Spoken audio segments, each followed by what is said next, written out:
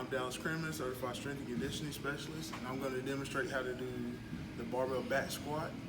Now, when you do a barbell back squat, two things have to be determined: feet width and bar placement.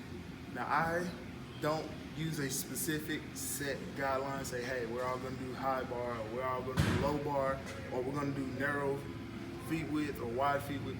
I just tell the athlete whatever comfortable for them, and I generally tell them to do high or low bar depending on the width of their feet. Now, I typically have my feet a little bit wider than shoulder width. Now, some can come in during shoulder width. I typically want mine, for my body size and my body type, a little bit taller than the average male. So I want my feet to be wide, a little bit wider than shoulder width when I'm doing squats myself, and have my bar on low because my feet are wide.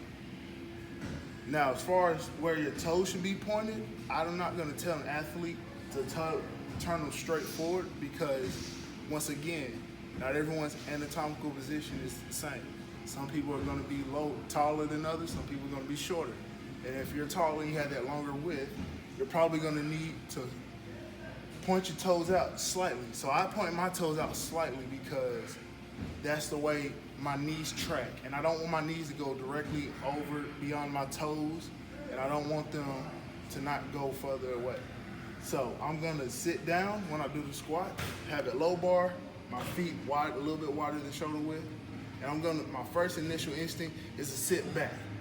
A lot of people's not gonna agree with that, but I want my athletes to sit back. That way their heels do not come off the ground when they squat down.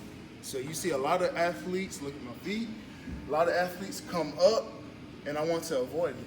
So by avoiding that, I want them to focus on pushing their hips back and then squat down. And when we come down, we'll make sure that the thigh is parallel to the ground, the middle of the thigh is parallel to the ground. And then once we do that, we're gonna come up. Now, as far as breathing, you should take a deep breath before you go down. So you take it off the rack, take a deep breath, and explode up and breathe out on the way up. All right, I'm gonna do a couple reps just to demonstrate how it should be done.